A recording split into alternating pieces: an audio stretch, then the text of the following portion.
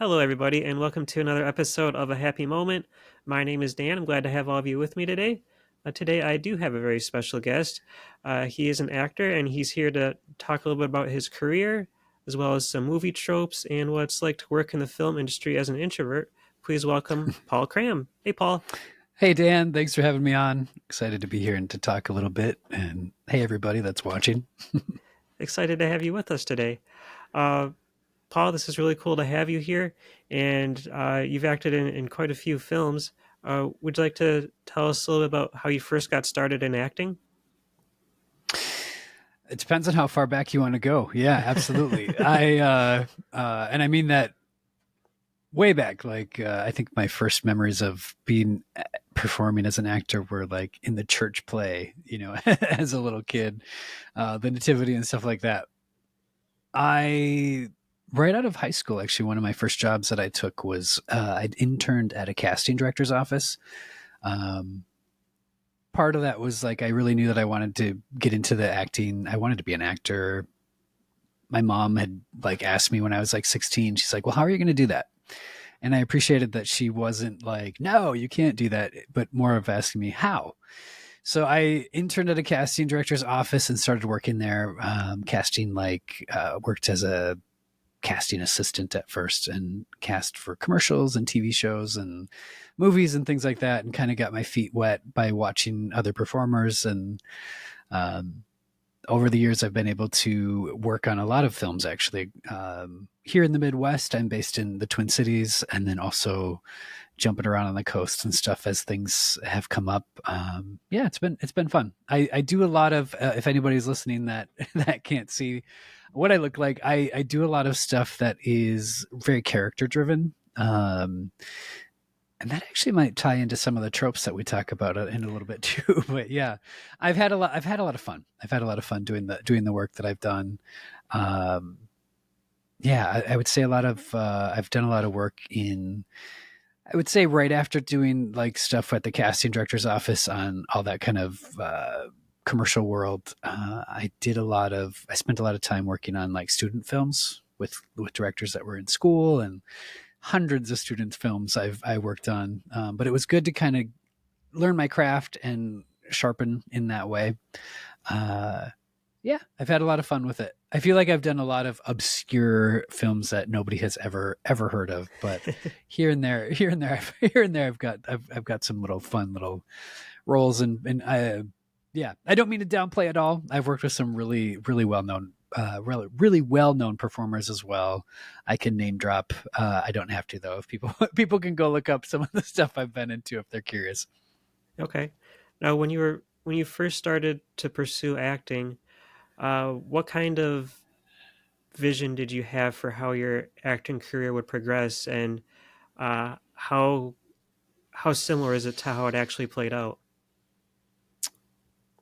I would say that I was very young and very starry eyed, in how that what that was actually going to look like. But within a few years, like I found a little bit more of a rhythm of where I fit into a lot of the current movies and things that were going on at that time. Uh, I do have to give like a shout out. So back in the day, there was a casting director in Los Angeles, and I love to mention her because I really appreciate what she did for me. But I will name drop here. Like she was not casting low budget little indie films. Her name was Melly Finn, and she was casting movies like The Titanic, The Matrix trilogy, L.A. Confidential. These worldwide renowned blockbuster type movies, and she reached out to me, and this would have been, yeah, back when they were, oh, casting is a little bit different how it happens now, but yeah, she reached out to me and she was like, hey, if you are ever in LA, I'd like to sit down with you. And I made that happen because I was like, well, this is someone that's a mover and a shaker. So I had at that point I had auditioned for her for a couple of films remotely, and I went out to LA and I sat down with her, and she took some time, and she just was like, Paul, like I think you're interesting. I like what you're doing. And she's like, I just want to tell you though, like who you are and what you like, the types of characters that you're going to be reading for. You're not going to be probably reading for too many leading men. You're probably going to be reading for a lot of really charactery parts, and you're not going to be reading up against a lot of other people. So get ready for that. And kind of, it was nice feedback. It helped me, I think, center myself on a little bit of a compass, I guess I would say, on giving me some direction and leaning into that more than I was. Um, she has since passed, and she was just inspiring and really, it was nice for someone at that caliber, what she was doing, to take time for someone like myself who was at that point just a young guy that was sending out his headshots and hadn't really worked much. Okay. Yeah. And I would say that my career and everything and trajectory looks nothing like when I first started, what I thought it would have been. I think, yeah, I don't know if the word delusions of grandeur, where you're just like, you're going to be famous. And it's like, maybe not quite so much. Now, when you first started out, were there any actors that you kind of looked up and aspired to be like? I Yeah, and actually, there's an actor that I get compared to quite a bit as well. Edward Norton. I really liked what he was doing. I still do. I think he's great. But yeah, Edward Norton would be somebody who I feel like is does a lot of work that I would like to do and emulate. Takes on some really interesting things. I don't know if you've seen the movie American History X, but I really liked him in that. And yeah, he's done a lot of work that I'm like, I like that. I would be curious to do more work like that. So yes, that would be my answer. Okay. Now you've been in some horror movies. Growing up, Mhm. were you into horror movies at all? Growing up, no, not at all. And part of that would be I grew up in a fairly religious family, and we weren't really allowed to. We were not allowed to watch horror movies. Even when I was a little bit older, it was like not really a thing that we got into. I myself, I don't know about you, Dan, but I'm a little bit squeamish. Not a little bit. I think I get squeamish pretty easy. So it depends on the type of horror. Like there's I don't know, like that. Like I was in a film called The Soviet Sleep Experiment, and it's horror. It has a lot of horror moments. It has a lot of scenes that are probably maybe a little bit too much. But I liked that throughout it. A lot of it was psychological, which that I can have more fun with. I think as an audience member. Um, yeah, like I said, I get squeamish easy. Yeah, I'm with you on that one. I'm not a fan of like real extreme gore. Uh, No, me I, either. I like a lot of the older classics. I can appreciate as a performer some of like the practical effects. You know what I mean? Like I've done a lot of character work. I've done a lot of work where the characters they have gore occurring or happening, and I do always appreciate like the art of that, like making something that's so I can appreciate some of the gore. Although I think when I see how it's done, I more appreciate it than when I'm watching it and I don't know and I'm like, oh my god, that's so gross, you know. So Yeah. Well, yeah. Paul, as a character actor who's been in some horror movies, I'm going to take a guess and say that your character has you've suffered quite a few deaths in these movies. Would that be fair to say? That would be very fair to say, Dan. Yes. Yes. uh, There yeah. I was going to ask, do you have a favorite death scene of yours? I have a infamous death scene that that I have participated in. I don't know that it would be my favorite, but it's definitely memorable. Super bloody. Uh, yeah, there's a movie called 13 Hours in a Warehouse, and uh, my character. There's a couple of ghosts.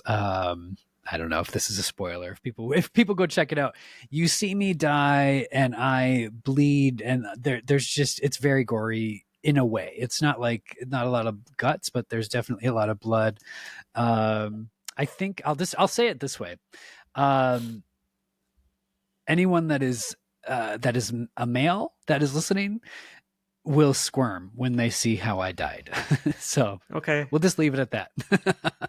Enough said. Yes. But the other I've played a lot, and I appreciate this in the work I've done.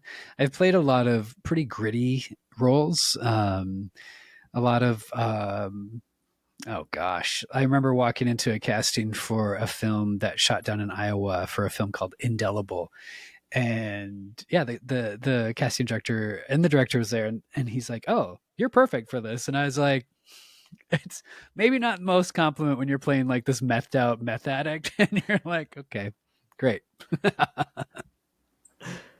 So on that note, let's talk a little about tropes in movies, because I'm sure that you've played quite a few tropes yourself.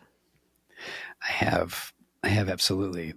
Uh, as I was thinking about this for our conversation too, Dan, I was trying to think of like what are some tropes that I don't really love when I'm watching movies, and one of them actually it relates to sort of that typecast thing that we see. Like for myself throughout my career, um, I do get typecast in the way where it's like I am often playing the villain or the like I said, like the drug addict or something like that, where I actually as a human, like I love seeing movies where I'm like where they cast against type. Like that's really cool to me. So I think that's a trope that like for me where it's like okay, I don't always have to be the villain or I don't always have to be like this horrible person based on like my looks, my physicality. Like I think that's a I feel like that's super easy. So that would be a trope where it's like casting the dare I say, ugly-ish person as like the bad guy, or as like the person that we automatically don't like. So that would be a trope of mine that I've experienced. I do have to say, Dan, like I do see, I think we're getting better at that maybe now. I think I do see some more interesting casting choices on that front. But yeah, What are some tropes you'd like to see go away? I would like to see I wrote some of them down. I'm looking at my screen too.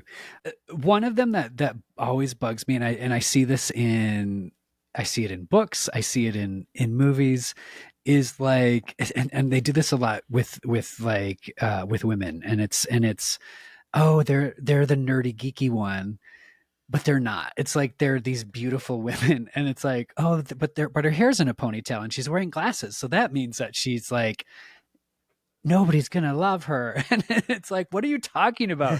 She's stunning. Like that's a trope that I'm like, that needs to go away. Like, no. How about you? um, I don't know. Like you kind of alluded to, I think certain tropes have gotten better over the years. Yeah. Um, like if you watch a horror movie in the '80s, you're not going to see too many like female badass characters. Um, Right. Right.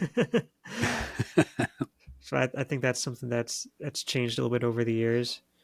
Um, I'm trying to think of some other ones. Um, There's a trope too that I roll my eyes with, and it's like in heist movies or like in crime movies where it's like the lead character, like people are like, oh, just one more. You know, we know that you're wanting to retire and get out of this, but we're just gonna do just this last one, and it always goes wrong. And it's just, and I'm like, I don't know. That trope to me is just, it's a little overdone, but yeah, yeah, that's funny that you mentioned that. Is because it's true. It's it's like find a different way to make this heist happen. yeah, yeah. Or I don't know. Does it have to be like their last? Like I don't know. Like something with that makes me chuckle. The other one, the other one that I had written down too, and this happens so much. And I read a lot of like young adult fiction. I don't know. Are you a reader at all? I am.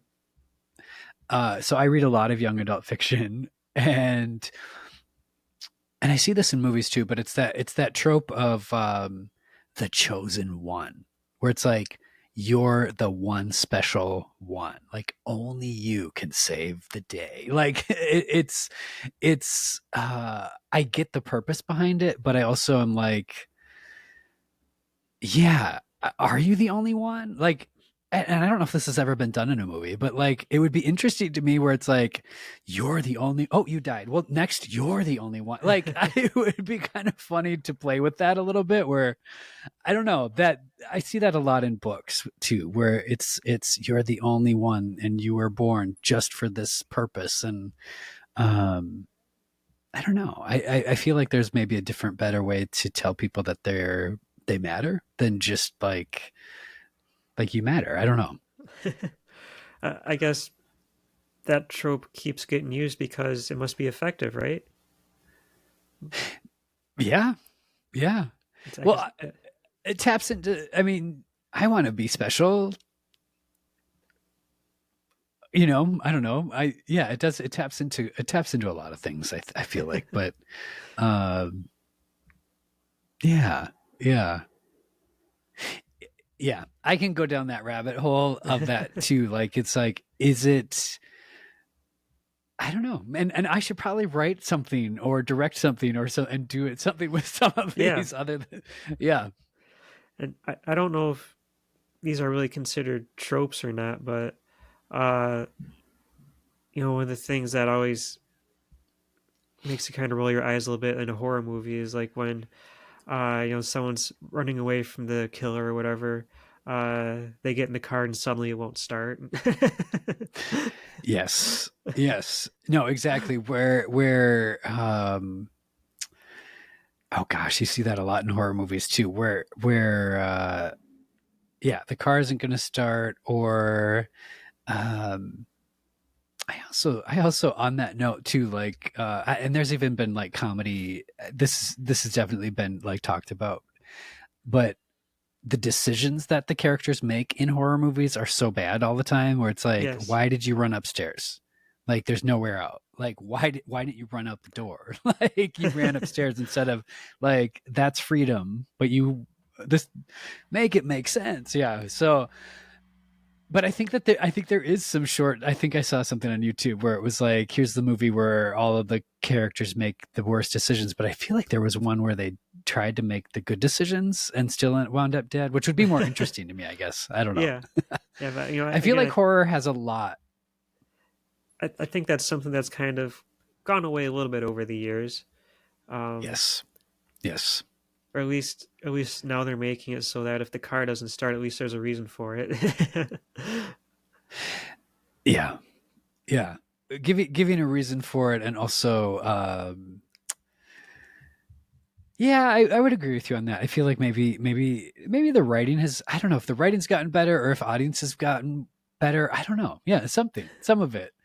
Also, some of it probably back in some of the things that you were referencing too, where the car doesn't start.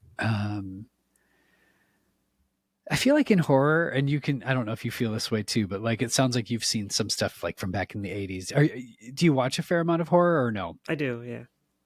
Okay. Uh, I feel like I don't see as much as again, like to what my little brother gives me grief about, where he's like, you haven't seen that yet? What are you doing? You call yourself an actor. Uh,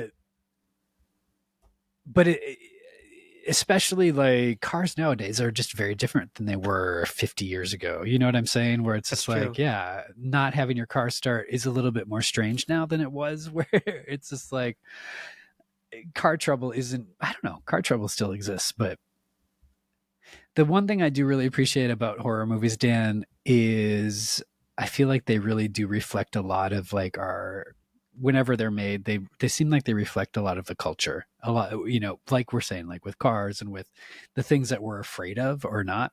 You know, Yeah. it's yeah, it's an interesting piece. Yeah, it's a good point. Paul, do you have a favorite movie that you've been in?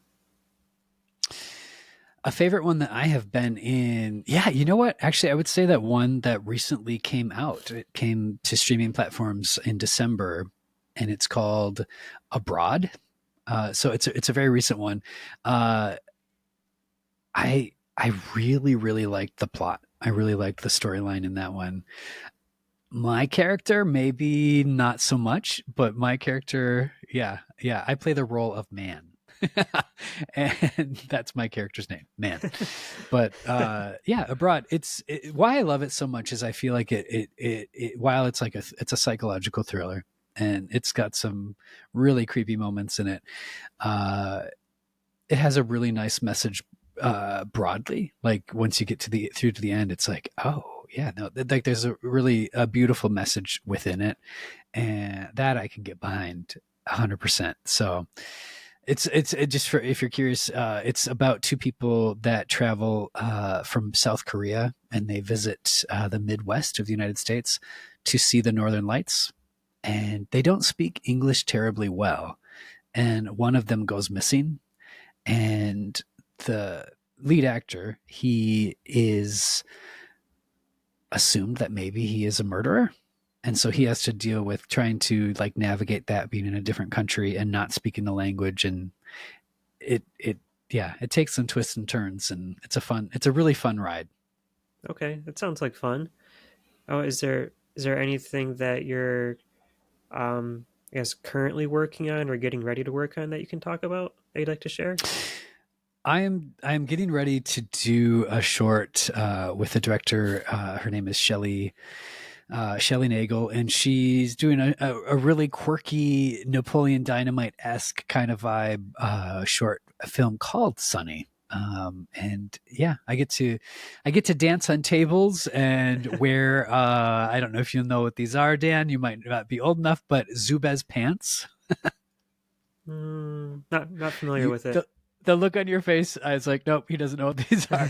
So when I was young, there was these pants that are, I mean, just picture like gym pants that are like too big, a little bit too big, and they just have like zebra, like bold, like purple zebra. They're obnoxious. They're ugly, ugly, ugly, and yeah, I'm looking forward to wearing them and dancing in them. Kind of like MC Hammer pants. 100%. Okay. Yeah. That'll be interesting. It should be a lot of fun. It should be a lot of fun. So yeah, that working on that this spring here coming up, and working on doing some dance choreography here next week. So Okay. it'll be a good time. Paul, would you like to talk a little bit about what it's like to navigate the film industry while being an introvert? Absolutely. Before I do that though, can I ask you, would you consider yourself more of an introvert or more of an extrovert? Or Definitely an introvert. definitely an introvert? Okay. I consider myself to be introvert, and I guess I would say like introvert almost like whenever I take like what is it, the Myers-Briggs, that where it kind of helps you figure that out. I always score just this side of like introvert extrovert. So like I definitely recharge by with downtime away from people, being around people, and it really does drain my battery. So I definitely am an introvert. Uh, Maybe not quite to the extent that some people are, but like it definitely am. I have found working on film sets to be a little bit more challenging in that way. I say that I think a lot of actors and performers actually are introverts, if we're honest. But I think we also play a good game of being able to turn it on when we need to, to amp up the energy and things like that. But yeah, there's for a long time, and even I've even done this even recently on film sets and stuff. I give a little bit too much, so like my introvert side, like I'll be like just wiped at the end of the day. But I've learned over time, like to not give so much of my energy, which is hard for me. I am also, in addition to being an introvert, like I consider myself to be really a lot of a people pleaser, where it's like I really want to make sure everybody's good and okay, and like give a lot of that energy. But I've learned the hard way, like I said, like going home or to the hotel or wherever it is that I'm working, and being just wiped at the end of the day. It's like, no, I'm giving too much. So one of the things, and I don't know if you've ever heard of this, Dan, but one thing that I have learned is in social settings when there's a lot of people, I do this thing called four strikes and you're out. So if I'm talking to somebody and like during the course of a conversation, I'll like ask you a question. Like asking you a question is like me throwing a ball. And if you just answer the question but don't like give me a ball back, or like, or if you just repeat the question back and don't, like, I don't know, there has to be a little bit more of like, I'm going to give you some of my energy, and if you don't give me any back, that's a strike. So if I do that maybe 4 times and somebody's not, like, they're just taking, then I'm just usually excuse myself and like, oh, it's so good to see you. I've got to run or something. And I've learned that the hard way, because I've learned where it's just like, oh wow, like I am just drained otherwise. And there are, have you ever been on a film set by chance? No, I'm not. You've not. Even in theater, I think the same thing would apply. But there's a lot of people around all the time, because when us actors are performing in front of the camera, all of the crew kind of has some downtime, and so they're around. And if I'm not working on that scene, like there's a ton of people around, and you can chit chat and talk. It can be extremely social, and there's always people around, and like even going into the makeup trailer, or getting my wardrobe, like there's always people to talk with. And yeah, it can be overwhelmingly draining, and so I've really had to protect my energy and learn how to do that. And I haven't always done it really well. I think I'm excited now. I feel like who I am as a person, I'm excited to step foot on some more sets, because I feel like I have a little bit better grasp of who I am and able to monitor that a little bit more. Because at the end of the day, the whole point that I'm there and everybody's there is we're there to do the work. We're maybe not there quite so much to just being social is great, but that's not maybe the whole purpose that we're there. So I don't know. Yeah, I don't know if any of yeah. that I No, could, yeah, no, yeah, I think you're making a lot of sense, and like being introverted, it's not always easy to like talk to people. Not necessarily even like a whole group, just like one person. Like, to be honest with you, a lot of times when it's like 5-10 minutes leading up to when I'm going to do a podcast interview, a yeah. lot of times I'll be thinking, oh, man, I hope they don't show up. I don't know if I can go through with this. And but then they do show up and everything's fine. It's just like that, anxiety Yeah. leading up to the moment. It's like, oh, maybe they won't show up. Yay. Which probably sounds crazy to some people, but it's I think it would maybe sound crazy to people that are extroverts, yeah. guessing. Where I know Dan, my little brother, is an extrovert, and I can see it when he's around people. Like I can see his battery is just getting charged, and he's just, it's interesting. Um, Also, can I say kudos to you, especially if there is a lot. Kudos to you and any introvert who would have like the kind of anxiety and not let the anxiety rule.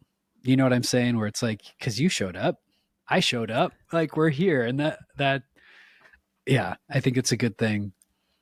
Have you ever been? Can I ask? Have you ever been like on stage as a performer?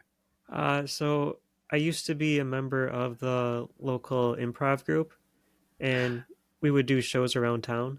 So I've performed in Oh, front of a crowd before. and not only performed, you did improv, which is not easy.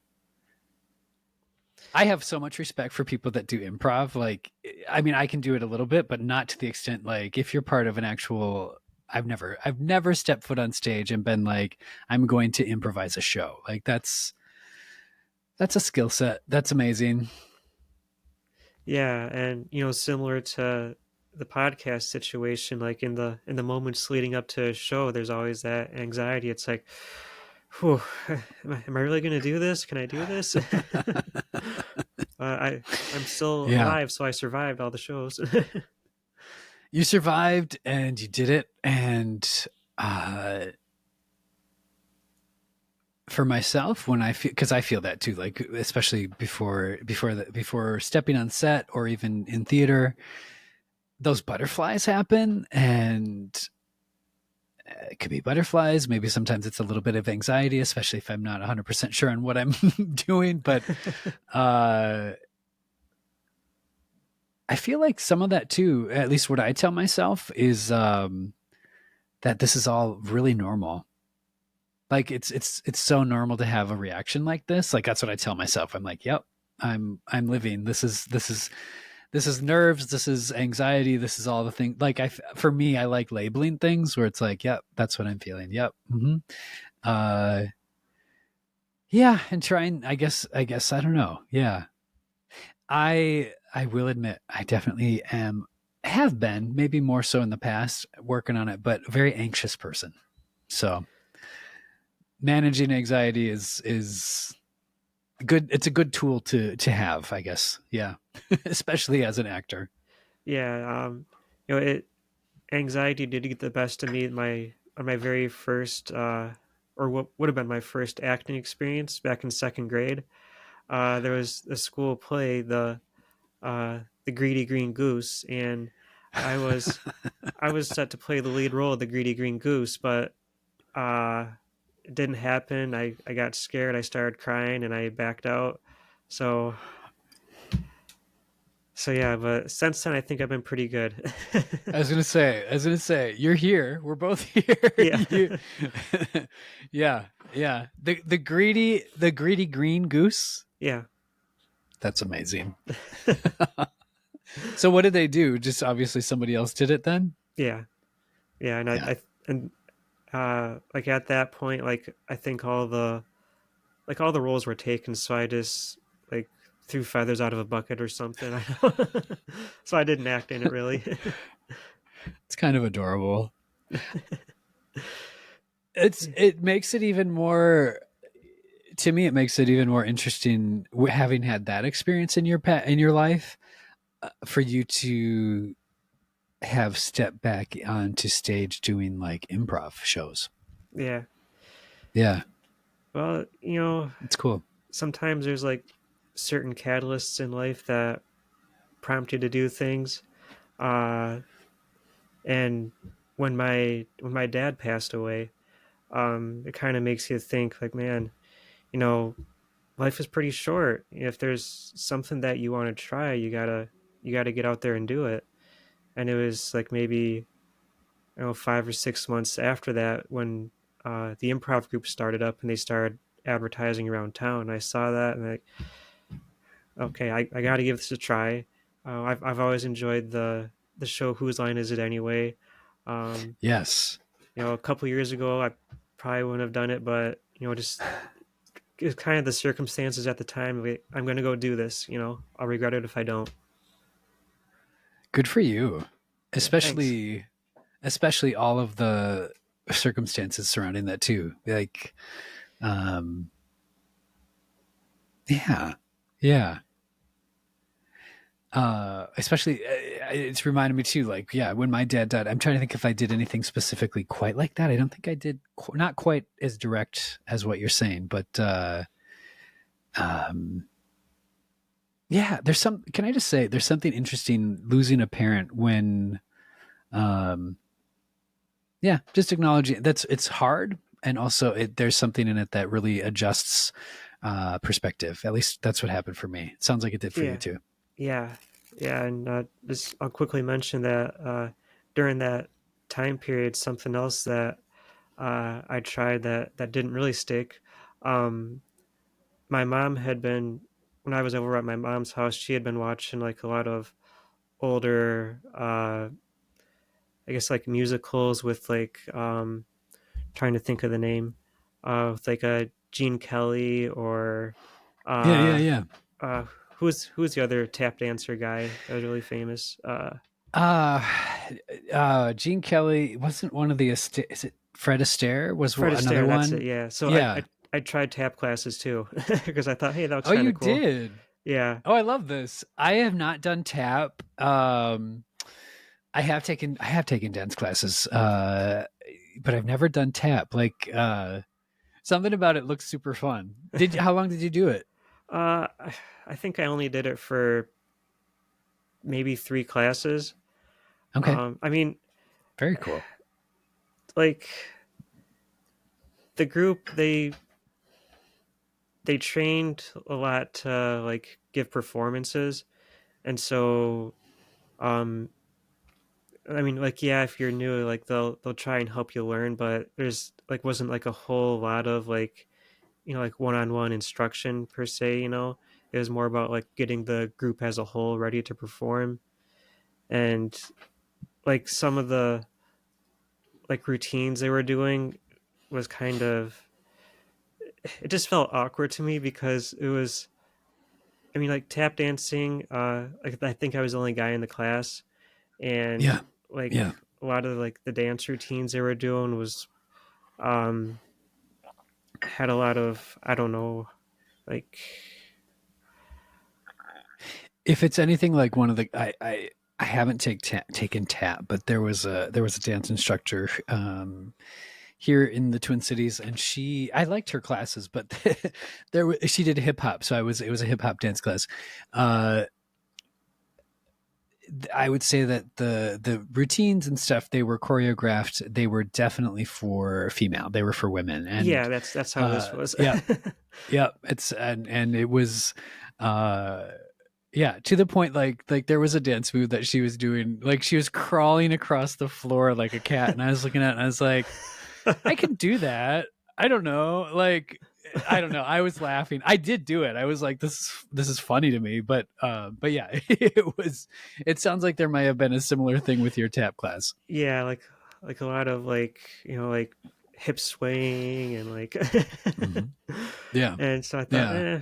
you know, this really isn't quite for me. I mean, it's kind of fun, but maybe if I Yeah. had like the opportunity to like go to like a smaller class maybe, and one that wasn't like preparing like these dance routines and stuff, maybe then I could have gotten more into it. But Yeah. I'm glad I gave it a try. If for nothing more than it makes for a good story, like Yeah. yeah. But I these things that if there's something you want to try, you got to go out and do it. Otherwise, you'll later in life you wish you had, most likely. Agreed. Agreed. Yeah. Uh so with you on that, like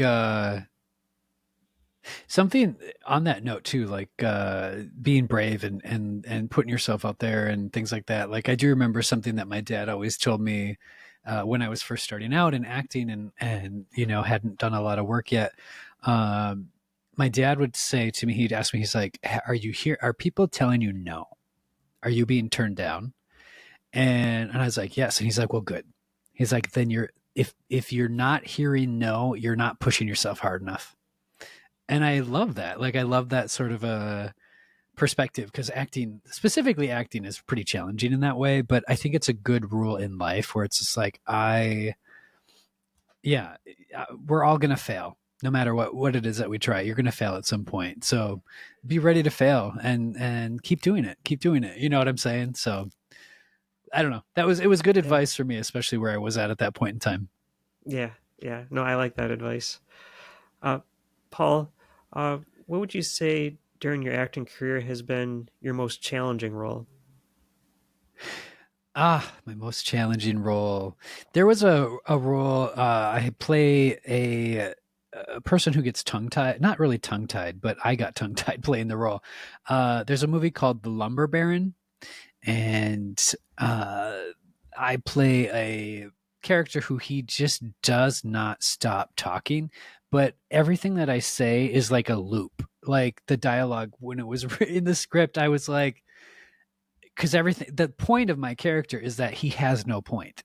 He's not, everything I say is just like this mundane, dumb, circular, like you never know when I'm going to stop the sentence because the sentence has no periods, and and I got so lost in trying to remember where I was. And it was, I would say that was like mechanically was the hardest role that I've played, to try to know where I just remember they called action, and it's like my close up, and I was like sweating. I was like, I can't remember where I am in this dialogue, and I got so worried and wrapped up in it, and it came out fine. Actually, I saw the movie and I was like, actually maybe in all the it worked. But mechanically speaking, that would have been probably the one of the harder ones for myself.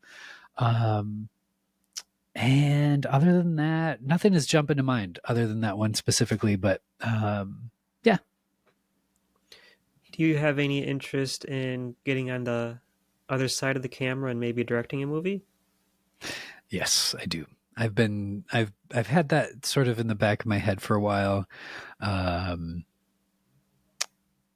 we'll see how that comes to be. But yeah, I have that. I've been jotting some ideas and things down too. Not that I would even have to have it be something that I wrote. So I that is an interest of mine, and I'm kind of letting that simmer in the back of my head too. So yes, Okay, very interesting. Paul, I've got one more thing I'd like to ask you about today. The yeah, Men Who Read Book Club. What can you tell us about yes. that?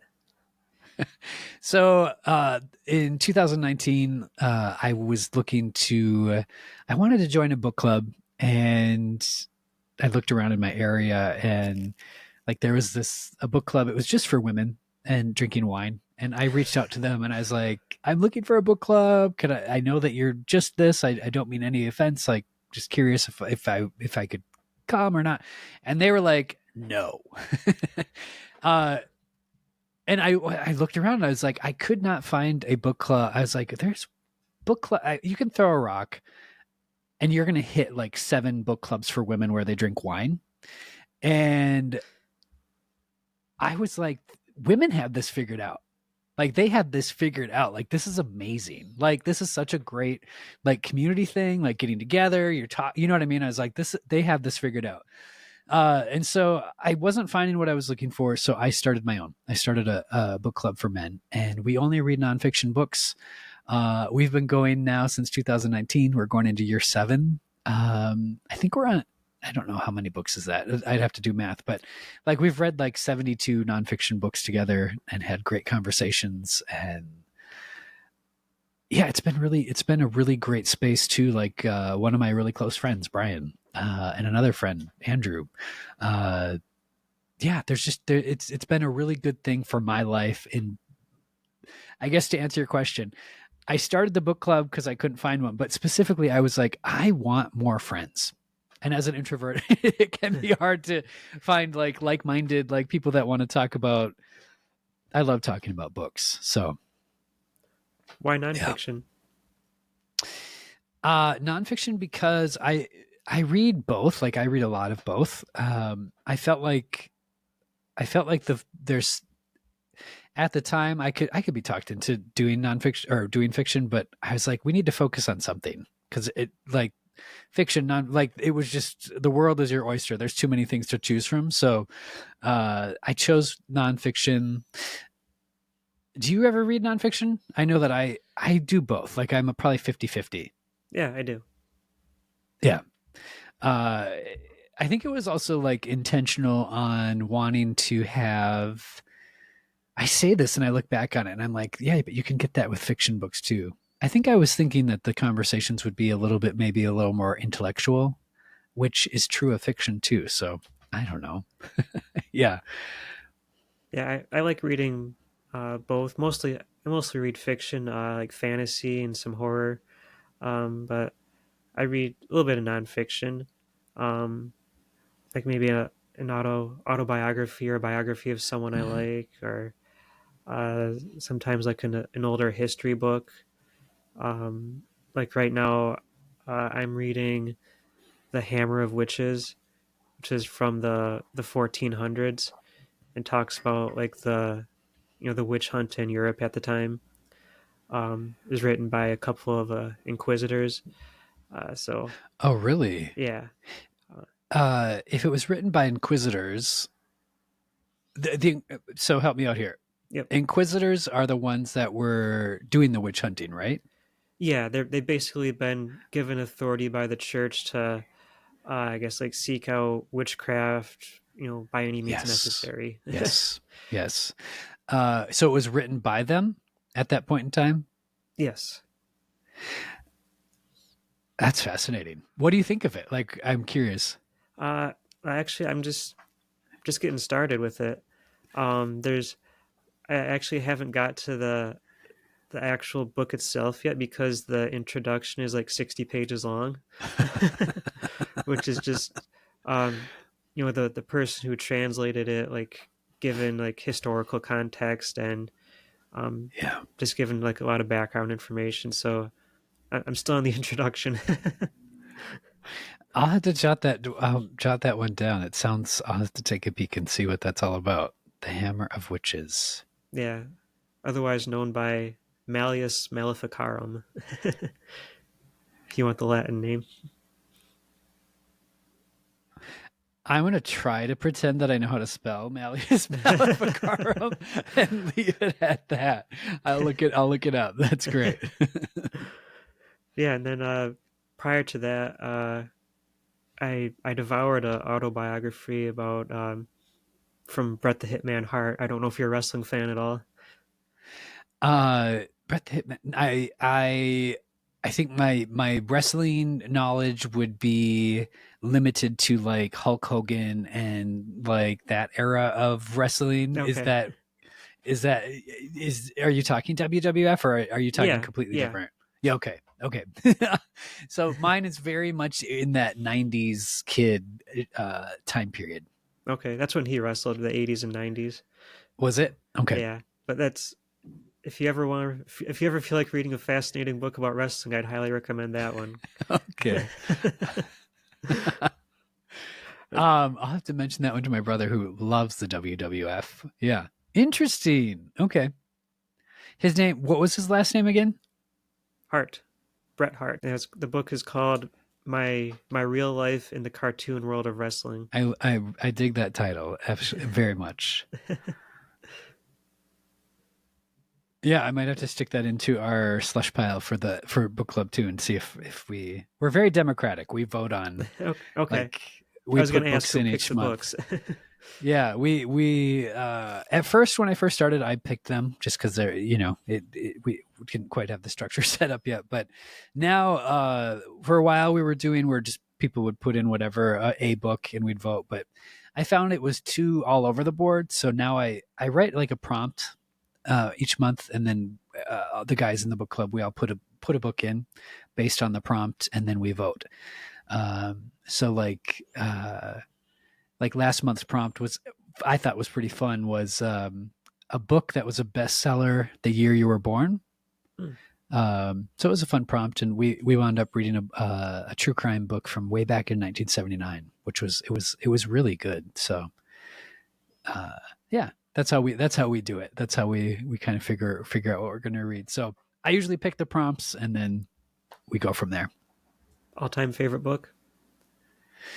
Oh gosh. That's a hard question. Like I have a lot. I would say of just limited to my book club, I would say The Immortal Life of Henrietta Lacks is probably one of the ones that just stands out as being amazing.